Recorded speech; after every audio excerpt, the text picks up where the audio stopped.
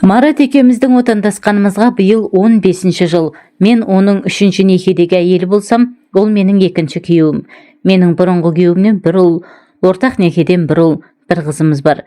Маратта 1-ші әйелінен бір қызы бар. Ол біздерге кейде келіп тұрады. Жалпы мұсылман әйелдерінде алғашқы некелерінен жолы болмаса, әйел 40 шырақты дегенмен, ажырасқан әйелдің 2-ші рет тұрмыс құрып бақытты болуы некен саяқ. Бірақ Құдайға шүкір, мен Маратты кездестіргелі тағдырға өкпем жоқ. Өзімді бақыттым деп санаймын. Асып-тасып бара жатпасам да біреуден ілгері, біреуден кейін өмір сүріп жатырмыз. 1-ші күйеуім жаман жігіт болғанмен, арақпен ажырамас дос еді. Сау жүретін кезі болмайтын. Арақ өтіп кеткен ауру болатын. 2 жыл тұрмай жатып ажырасып кеттік. Маратпен қосылғанда менің ажырасқаныма 2 жылға таяу уақыт өткен. Екеумізді таныстырған Майра. Жеке өмірінде жолы болмай жүрген жігіт нен кетеді таныса салшы деп. Майра үйінде аяқ асты таныса қалғанда, соның нәтижесінде осылай әп-әсем семья құрып кетеміз деп ойлаған жоқ едім. 2-ші кездескенде бір автобус жора жолдастар тауға шықтық.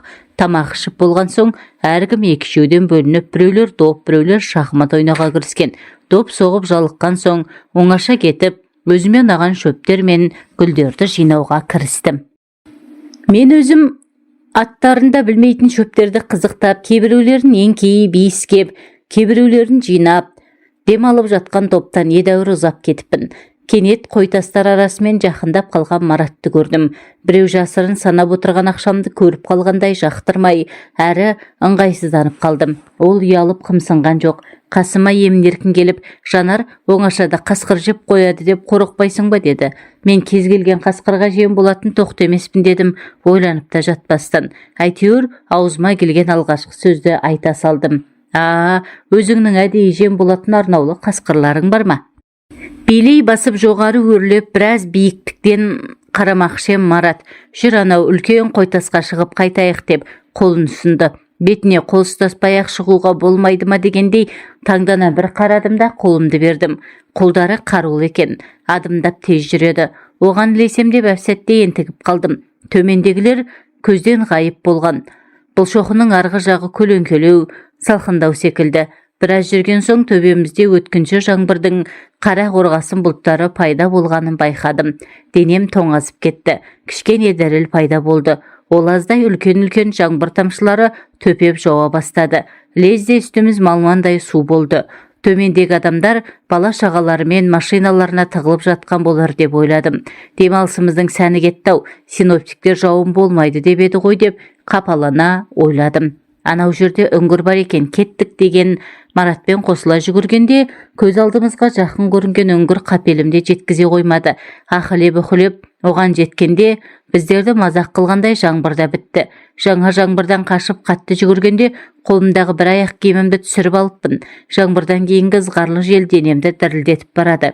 Ентігіп, бір-бірімізге не істерімізді білмей қарап тұрмыз. Мендей діріл қақпағанымен, Мараттың да үстіндегі бір көйлекпен жаурап тоңғаны көрініп тұр. Түрі бозарып кетіпті. Жанар сені құшақтап жылытпағаныма ренжіме, олай жасасам әрі қарай кетіп қалуы мүмкін. Ондай жағдайда сен менің қолымды қақпауың керек деді. Менің құлағым тас бітеліп қалды. Тісім тісіме тимей сақылдап тұрмын. Оның нені меңзегенін түсіндім. Адамдар отырған жерге жеткенше біраз уақыт керек. Оларда дымқыл жерді басқысы келмей, әлі машиналарынан шыққысы келмей отырған шығар. Осы демалысты ұйымдастырып жүрген Алтай осы жерге келгенде тауар алып кетсеңдер де кешкі 6:00-де осы жерге жиналыңдар деген. Оған дейін әлі қайда? Маратқа қарасам, маған сұраулы түрмен әлі көз алмастан қарап тұр екен.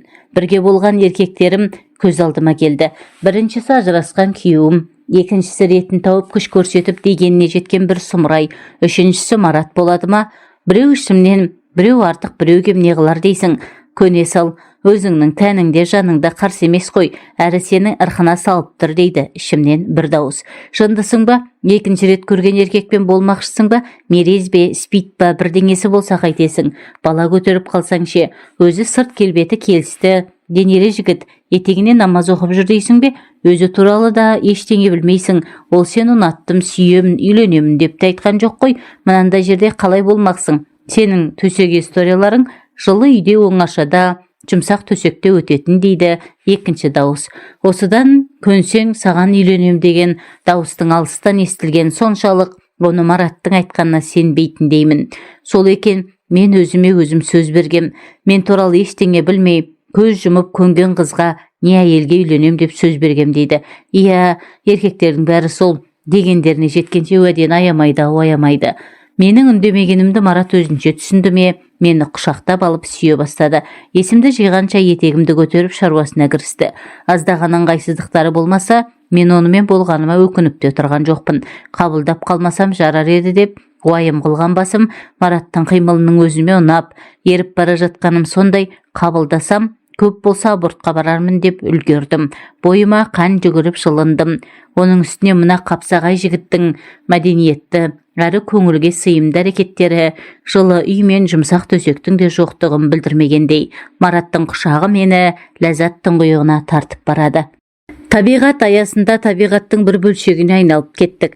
Көздерім жұмулы болса да, көкте екі құстың бір-бірін қуалап қатар ұшып ойнап жүргенін, жерде екі гүлдің басы тербеліп бастары түйісіп сүйіскендерін көңіл көзіммен көргендеймін. Жер мен көктің ортасында табиғаттың балалары табиғат заңынан аттай алмай, соған бағынып құмардан шығудамыз. Екеуміз де қатты шөлдеп қалыппыз. Махаббат деп аталатын екеумізге ортақ ешқандай сезім болмағанымен, екеумізде де қатты құштарлық пен сағыныш бар еді. Мен еркек құшағын сағынсам, Мараттың да көптен әйелмен болмағаны сезіледі. Екеуміздің де темпераменттеріміз шамалас екен. Төменге мен бөлек оралдым. Марат менен әжептәуір кеш оралған. Менің аяқ киімімді сыңарын тауып әкеліпті. Бір жұмадан кейін Марат мені үйіне алып барып, көршілерін шақырып, Жанар енді біздің үйдің хозяйкасы болады деді. Сонда ол өзінің екі әйел жібергенін айтты. Басында біраз ыңғайсызданып жүрдім. Жиренше айтпақшы, күндіз 2, түнде 4, 5, 6 болып кеткендейміз. Бірақ біздің мінездерімізде ортақ нәрселер көп еді. Екеуміз де әңгіме, өсек, депті дегендерге ермейміз де, көңіл аудармаймыз да. Екеуміздің де алдыңғы некелерден аузымыз күйгеніміз бар. Ең алдымен бір-бірімізді ренжітіп алудан қорықтық. Алған тәрбиеміз, өмірге деген көзқарасымыз деңгейлес екен.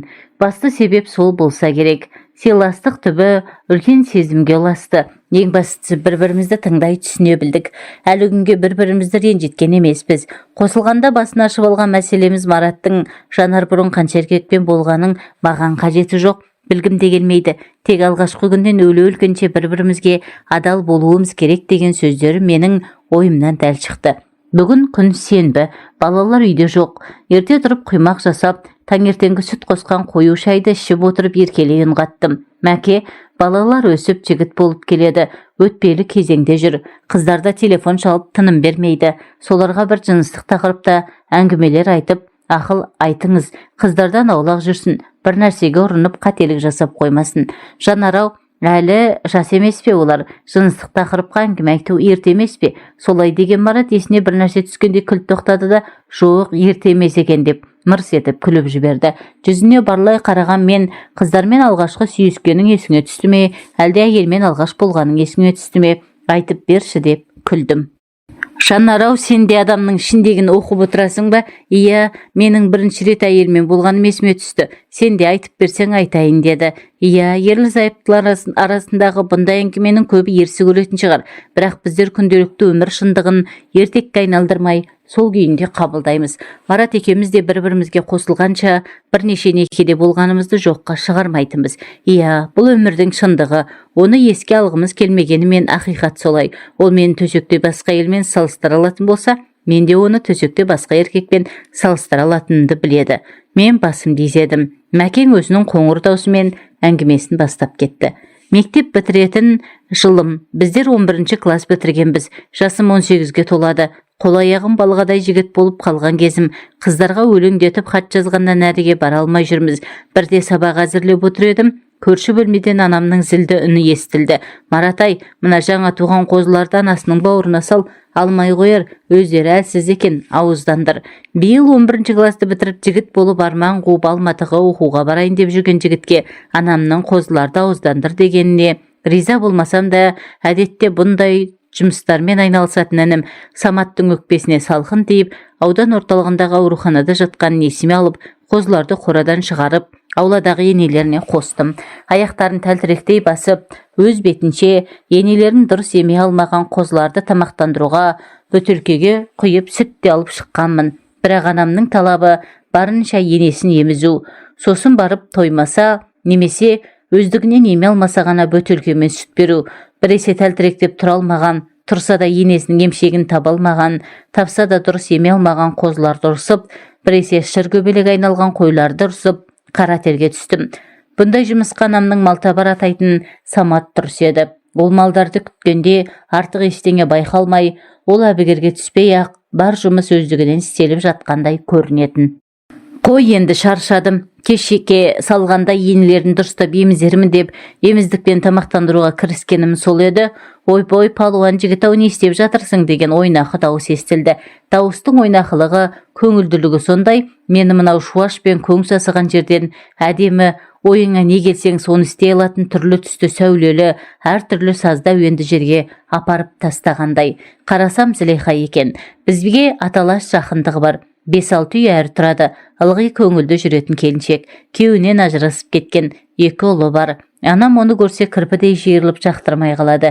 Жай, мына кеш туған қозыларды ауыздандырып жатырмын деп белімді жаздым. Ой, соқталдай жігіт болыпсың ғой, ауыздандырып жатырмын де. Ал ауыздандырған қалай екен деп сиқырлана күлді. Үлкен қара көздері мөлдіреп тұр. Көз айыра алмайсың. Біздің кластың қыздарында бұндай мөлдіреген көз жоқ деп ойлап үлгердім. Онша емес, қозылар емшекті алмай жатыр. 3 туған соң ба қозылар кішкентай әлсіз, бөтелкемен сүт бермекшімін. Қане маған бер, ауыздандыру оп-оңай деп кім айтты саған? Мен қозыларды ауыздандырып берейін, ал сен маған ертең келіп ағаш жарып бересің бе деп көзін қысып, сыбырлап құпиялай сөйледі. Мен басымды шұлғыдым. 5 жыл бойы мектепте Тимур және оның командасының мүшесі болып, талай үлкендердің тезегін басып, үйлерін әктесіп, ағашын жарып, аулаларын жинап бергенбіз. Ағаш жару түкте емес, ол қолымнан келеді. Зілиха етегін жиып, 2 тізесінің арасына қыстырып жүрелей отырып, қозының аузын күшпен ашып, қойдың емшегін аузына сауып жіберді. Ана сүтінің дәмі бөлек пе, әлде мен шынымен ретін таба алмағаным ба? Аз уақыттан кейін-ақ қозы енесінің емшегін еме бастады. Анамның үйден шығып келе жатқан дыбыс естілді. Зілиха сұқ саусағын ерніне апарып, тыс, ешкімге айтпа дегендей белгі берді. Апа, саламатсыз ба? Бағана поштаға барып едім. Алматыдағы қызыңыздан посылка келіпті. Пошташы Танзила паспортын әкеліп, посылкасын алып кетсін деп айтып жіберген. Соны айтайын деп келдім. Көрген соң, мына балаға қозыларды ауыздандыруға көмектестім деген ол моп-момақан күйге ене қалды. 3 қозы енелерін таласа еміп жатыр. Зілиха кетіп бара жатып, көзін тағы бір қысты. Апамның оған рахмет айтқан даусы ызғарлы шықты. Онымен қоймай маған ала көзімен атып бір қарап, Зілиханың артынан бір түкірді. Түнде төсегімде дөңбекшіп көпке дейін ұйықтай алмадым. Зілиханың көзқарасында адамды тартып тұратын бір сиқыр бар. Көзқарасының өзі жұмбақ, тез өзгереді. Әрі мұңды, әрі тұнық, әрі күлімдеп тұрады. Адамға сынайды, барлайды, еркелейді қарайды. Неге екенін білмеймін, Зілихан анам да, көрші әйелдер де жақтырмайды. Тіпті бір ретте байсыз болса да қойны құр болмайды дегендерін оқыста естігенмін. Ертеңіне биік туалды көк қақпаның алдына келіп қоңырауды басқанымда, есік ашқан Зілиха сен ешкім көрген жоқ па деп айналаға қарап алды. Оған таңдана қарап қалған маған тез-тез кір Марат деп қақпаны жапты. Қаз-қатар жарып дайындап қойған ағаштарға қарап, қайда жаратын ағаштар, балта өткірме деген сұрағыма Зілиха қандай ағаш үйге кір деді. Кешегі айтқан шаруасын ұмытып қалған ба? Үйдегі электр розеткалары істемей қалған ғой деп үйге ендім. Шағын ғана 2-3 бөлмелерден тұратын тап-таза үйге қысыла басып кіргенмен бізден басқа ешкім жоғын көріп еркінсідім. Кішкене 2 балалы үйге ұқсамайды. Шашау шыққан не киім, не ойыншықтар көрінбейді. Палуан қайным-ау, мен сені шынымен ағаш жаруға шақырды дейсің бе деп сықылықтап күліп алды. Күлкісі бар ғой, сыңғырлап тұр. Біздің кластың ешбір қыздары бұлай күле алмайды. Ол жүре сөйлеп, дастархан әзірлеп жатыр. Бұрын дайындап қойған ба, шай әп сәтте дайын болды. Мен клубта бүгін кинодан кейін би болады деп естігем. Үйге барып киетін шалбарымды үтіктеуім керек. Көрші бөлмеге шығып кеткен Зілиханың палуан қайным-ау, Сен не ішесің, ақ па, коньяк па деген даусы естілді. Бәрі жұмбақ болса да, санама бірдеңе жете бастаған секілді. Маңдайымнан тер бұрқ ете түсті. Оңаша үй, жаюлы дастархан, шөлмек сыланып, сызылған келіншек, сырлы тылсым дүние жұмбақтығымен тартып тұрса да, ағаш жару керек болмаса, кинодан кейін би болатын еді. Қайтуым керек деп орнымнан тұрмақшы болдым. Бірақ аяқтарым асығар емес. Отыр, Марат, отыр, би болса кинодан кейін емес пе? Мен сені жеп қоймаймын деп жас балаша аузын томпайтты. Ерке қызға құсап кетті. Жасы 25-30-да шығар, бірақ дәл қазір 16-дағы қыздардай көрінді. Өзім бір белгісіз нәрседен жүрексініп тұрғандаймын. Әшейінде ештеңеден қорықпайтын басым бас киімімді қыса ұстаған қалпы тұра қашқым келіп тұр. Марат, бірінші шай ішіп әңгімелесейік, жақын отыр деген Зылиха аузы ашылған шөлмектен 2 рюмкаға ақ арақ құя бастады. Екеуміз де еркін отырып, әңгімелесу үшін мынаны алып қоялық.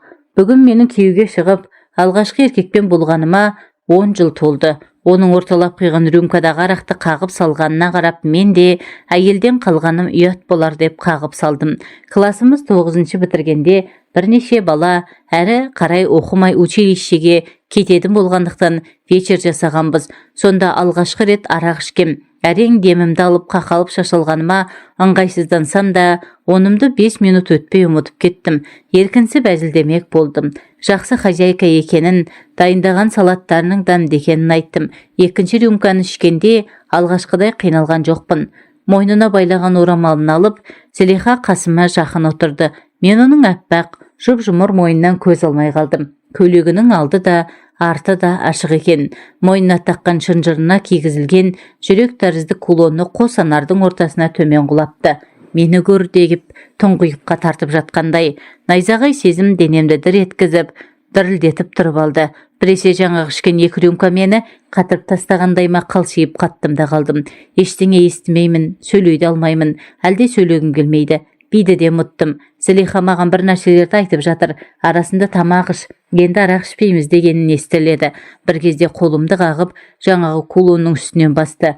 Қосанары көйлектің сыртынан ақ қолымды күйдіріп барады. Сонда да тартпадым. Жаңа ойыншықпен әуестенген баладай қосанарды сипалап тұрып қысып-қысып қоямын. Іш киімнің ішінде бір нәрселер болып жатыр. Бір кезде дымқылданып кеткенін сездім. Демімді терең алып, 3-ші рюмка арақты өзім құйып қағып салдым. Палуан қайным, сен менің айтқанымды түсіндің бе? Өткендегі қозыларды ауыздандырғанымыз есіңде ме? Мен сені әйелмен болуға, яғни ауыздандыруға шақырғам. Егер қалғың келмесе кете бер. Қалай кетемін? Тосын, жұмбақ дүние. Өзім жүретін Камчаттың бетінен шала шарпы 2-3 сүйгенім бар. Әлі ерінен де сүйіп көрген жоқпын. Ал Зылиха сан қырлы, сырлы дүниені ұсынып тұр. Одан қалай бас тартам? Жалпы Зылиха біздің ауылдың көп әйелдеріне ұқсамайды. Шалбар киіп алып велосипедте тебеді. Жас қыздардың арасында волейболды ойнайды. Әркез үстінен әдемі әтір иісі аңқып жүреді. Кеттік мына бөлмеге деген Зылиханың артынан ере бердім. Бұрын қызбен болмағансың ғой? Жоқ, ештеңе етпейді. Жүретін қызың бар ма? Иә, ничего, бұл сатқындық. Иә, көзге шөп салу емес, тек сәл-пәл. Мына мектептен өту. Бізде оқуға үйретеді, тамақ істеуге, әртүрлі жұмыстарды істеуге, киінуге үйретеді. Ал ең басты нәрсе мен айналысуға үйретпейді. Мен тек соның орнын толтырамын. Әрі менің әйел атанғаныма бүгін тура 10 жыл. Соны өзімше атап өтемін. Жалаңаш әйел денесін жақыннан алғаш көруім. Кинодан, шомылуға барғанда көріп жүрмін ғой. Ал ол қасыңнан табылғанда оның әсері тіпті басқаша екен. Басым айналғандай көзімді жұмдым. Өзі шешініп болып түймелерімді асығыс шешіп жатқан Зылиханы алып кеудеме бастым. Алдымды бір қатты өрттің жалыны шарпып жатқандай болды. Адамға ма, әлде жануарға тән түйсікпен бе, анық білмесем де, ол өртті сөндіретін нәрсе менің білуімше Зылиханың алды. Менің алдымнан да ақылға бағынбас бір күш қозып пайда бола бастады. Бас бермеген арғымағымның артынан еріп, Зылиханы кітаптан оқып, кинодан көріп жүргендей бас салып сүйіп аймалай бастадым. Ұмар-жұмар төсекке құлағанда, әйелдің шешпейсің бе деп тұншыға шыққан даусы емтихан кезіндегі подсказка секілді болды. Іш киімнің қалай шешілетін де ұмытып қалғандаймын.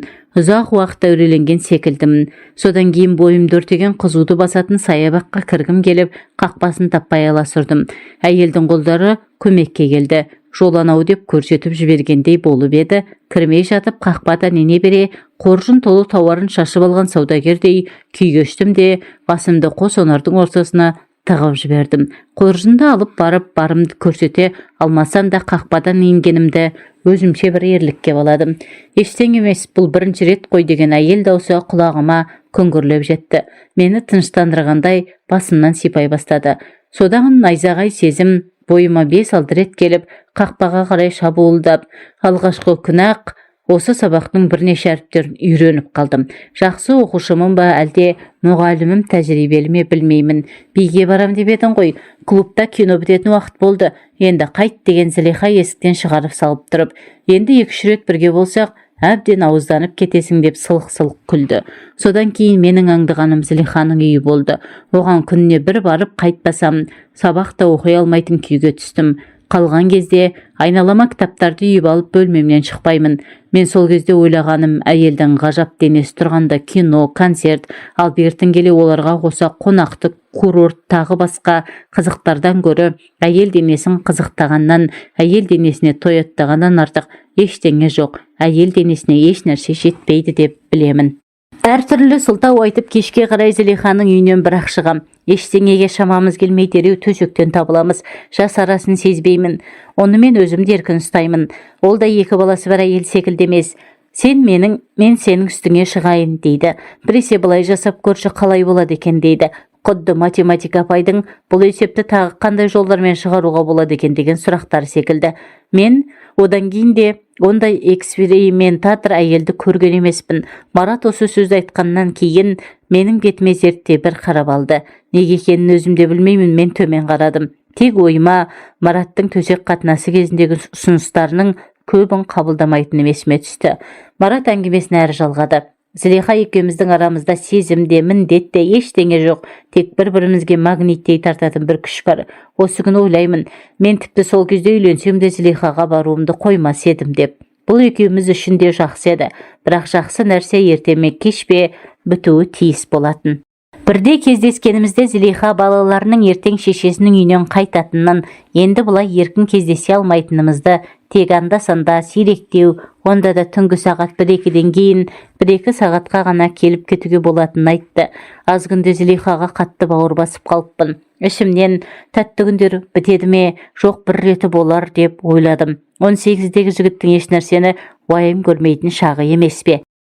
Әдеттегідей бүгін де құштарлықтың бетін 4-5 қайтарып тастап, әйел денесін зерттеп сипалап жатыр ем. Зілиханың айтуынша үздігі хош екенмін.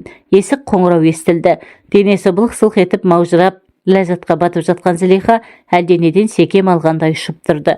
Халатын жүре киіп Зілиха шығып кеткен. Аздан соң даладан қатты дауыстар естіле бастады. Зілиха мен тағы бір еркектің дауысы. Сақтықта қорлық жоқ деп киініп алдым. Аулаға шығатын ауызғы бөлменің есігінің артына тығылып, демімді ішіме тартып, құлағымды сырттағы диалогқа тіктім. Дауыс таныс, учаскелік милиционер Созақбайдікі. Одыраңдаған жігіттен мектеп оқушылары түгіл жұрттың бәрі қорқады. Үйде оған қатысты әңгіме қозғалса, апам әлгі әдірем қалғыр Созақбай деп отырады. Өзі әйел бетін, денесі де қалай солай пішіле салған әйел денелі, даусы да шіңгілдеп шығады. Әйел бет еркек дегенді білесіз бе? Көзіңізге елестетіп көріңізші. Еркек екенін үстіне киген еркек киімі ғана білдіреді. Созақбайдың өзі әлде жұмысын жақсы көреді ме, әлде басқа киімнен гөрі милицияның киімін жақсы көреді ме? Әйтеуір формасын ұйқыға жатқанша үстінен тастамайды.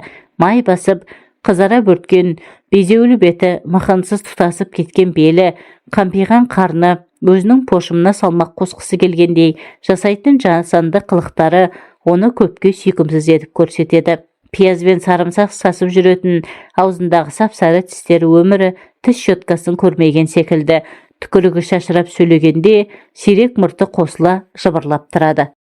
Ия, сұлу қатын, неге сонша бұлданасың? Еркек көрмегендей, не тұрыс үйге шақырмайсың ба? Мен қонақшыл емеспін. Келген шаруаңызды айтыңыз, және қолыңызды жүгіртпеңіз. келсем сол күйеуі жоқ әйел жігіт сағынып қалған шығар деп келдім деп өзінше әзілдеген Созақбай хикилеп шіңкілдеген даусымен күліп алды. Жігітінің түрін деп іштей кіжініп жігітшіл Созақбайды бір боқтап алдым. Ағай, қолыңызды тартыңыз деген Зілиханың ашулы даусы тағы естілді. Жа шаңқылдама, еркек қол тимей жүргендей секіруін айттым ғой, мен келіп тұрамын. Ет петіңді, тауықтарыңа жем, отын су, кемдік көрмейсің, кешке келем. Қазір де туралуға болады. Скорсқа салып жібермейміз бе? Жүрсе үйге есікті жап деген Созақбайдың даусы жұмсарғаны мен әмірлі өктем естілді. Жоқ ағай, кірмейсіз. Кірсеңіз мен ауладан шығып кетем. Сіз қала беріңіз. Жай айтқанды түсінбейсің ғой, менің айтқаныма көн. Осы ауылдағы бастық сельсовет екеуміз екенін білмейсің бе? Біз не айтсақ сол заң. Мен сені өзің жас, өзің сұлу болған соң еркелетіп отырсам, бала көтерсең Шымкентте таныс дәрігерлерім бар, апартып түсірем. Маған бала керек емес, онсыз да 4 балам бар, сол жарайды. Ағай, сіз мені күйеу жоқ деп басынбаңыз. Сіз маған ұнамайсыз. Мен сізбен ешқашан бірге болмаймын, шығып кетіңіз. Ешқашан болмаймын деймісің? Өзің шын айтып тұрсың ба? Оның шіңкілдеген жіңішке даусы одан сайын ашыланып, шыңылтырланып кетті. Бұл кезде оның қызарып өткен жүзі күрең жасылға айналып, бетон беттеніп, әйнек көзденіп кеткен болу керек. Сондай түрін бірнеше рет көргенмін. Ха, мына қатынның құтыруын-ай. Мен өткенде қалаға барғанда 500 теңгеге 18-дегі жас қызды туралаған бұлаған. Сен неменеге еркек көрмегендей бұлданасың бәле қатын. Бұл ауылда не көп, байсыз қатын көп. Аяғыма оратылып жүргендері қаншама. Ағай, әңгімеңізді тоқтатыңыз, кетіңіз. Зілиханың даусы жыламсырағанымен қатқыл естілді. Участковый тактикасын өзгертті. Даусы енді жай-май мөңкеленіп шықты. Әй шырағым, Зілиха, жаңа айттым ғой, не көп, байсыз қатын көп. Бірақ сен маған ұнайсың. Зілиха кімге ұнамаған? Біздің үйдегі әйелді білесің ғой, женскиймен ауырады, жатуға болмайды. Оның үстіне тағы қабат. Мен енді өлем бе, түсінсеңші. Қатынмен жату үшін қалаға шаба берем бе? Жаным қиналып кетті ғой. Бір мәрте жаным. Әрі қарай мұрныңның астына бірдеңе деп мінгірлеген болса керек, дауыс естілмей кетті. Ұятсыз, тарт қолыңды. Менің құшағым кез келген адам қонып шыға беретін қонақ үй емес. Кетіңіз, қандай жиіркеніштедіңіз. Мен айғайлап көршілерді шақырамын. Содан соң алысқан адамдардың дыбысы білінді. Жұдырықтарымды түйіп алып тістеніп әрең тұрмын. Шығып төбелесейін десем Созақбайға әлім жетпейтінін білем. Әрі ол мені Зілиханың үйінен көрсе, ертең бүкіл ауыл білетінді түсінікті. Ол маған да Зілихаға да жақсы емес. Созақбай тек қатын дене еркек қана емес, ол қатын мінез еркекте. Бәрін ауылға жаяды. Өткенде Зілиха маған, сен енді келме, мен саған бауыр басып барам, әрі біреу білсе ұят, мені жас баланы бүлдіріп жүр дейді ғой деген. Кетіңіз, мен сізге оншық емеспін, өз намысымды қорғай алатын әйелмін. Шық үйден, әйтпесе мына айырды тығып алудан тайынбайтын әйелмін. Зілиханың даусы жарықшақтанып шықты. Осы сөздер мен осындай дауысты Зілиханың аузынан шыққанына сенбейтіндеймін. Жә шапылдама, о несей, ауылды басына көтеріп, етегін желден басқа еш нәрсе көтермегендей безілдейді ғой. Мына қаншық, әй, сен біреудің үйінде пропискасы тұрасың, заңды бұзып жүрсің. Мен саған көрсетем, әкеңді танымай жүр екенсің, танытам. Маған отказ берудің қандай екенін. Саған алдымен айыппұл төлеттірем, күніңді түнетем. Алдыма өзің ақ жалынып келесің. Қатындар сенің қойныңды бос болмайды дейді ғой. Ауылдың еркектерін бұзып жүрсің деп шіңкілдеген участковыйдың даусы алыстай беріп естілмей кетті. Есіктен сықалап участковыйдың кеткеніне көз жеткізгеннен кейін есік алдына шықтым. Көздері жалт-жұлт етіп, шаштары жалбырап кеткен Зілиха не істерімді білмей тұрған мені құшақтап жылап жіберді. Өксіп ұзақ жылады. Еркектердің озбырлығына, өзінің жесір ғұмырына нала айтып жатқандай. Мен қалай жұбатарымды, не айтарымды білмей шашын сипап тұра бердім. Бірер жылдан соң Созақбайдың жазасын берем деп өз-өзіме уәде бердім. Мен қанша асықсам да Зілиханы бұндай жағдайға тастап кете алмадым. Қолына су құйдым. Салқын суға бетін шайып, шашын дұрыстап, өзіне өзі келгендей болды. Көздері ісіп өксігі әлі басылмаған Зілиха диван жақ болған соң төсектің шетіне кездейсоқ отыра кеткен менің тіземе басын салып, біраз әңгіме айтты. Марат деймін, сенен жасырып қайтейін. Мен осы ауылда тұрғалы 3 жылдың ішінде сен менімен болған екінші еркексің. Сенің алдыңдағы адам мені шын жүректен сүйген, бірақ оның отбасын бұза алмадым. Мен ешкімді шын жүрегімен сүйе алмайтын секілдімін. Мені сүйген немесе ұнатқандармен емес, өзім ұнатқан еркектермен болғым келеді. Ажырасқан күйеуіммен 5 жыл жүріп, күйіп-сүйіп қосылып едік. Осы 3 жылда 20 шақты еркек жаңағы Созақбайдың кебін киіп кеткен. Сонда менің жазығым не? Әдеміше болғаным ба, күйеуімнен ажырасқаным ба? Мен оны Созақбаймен өлтірсе де, миллион теңге берем десе де жатпаймын.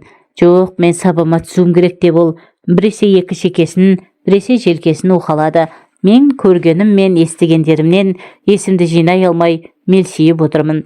Минут сайын есейіп, өмірдің көлеңкелі жақтары мен әйел еркек арасындағы қатынастардың проблемалары туралы өмір сабақтарын алып, көңілге түйудемін.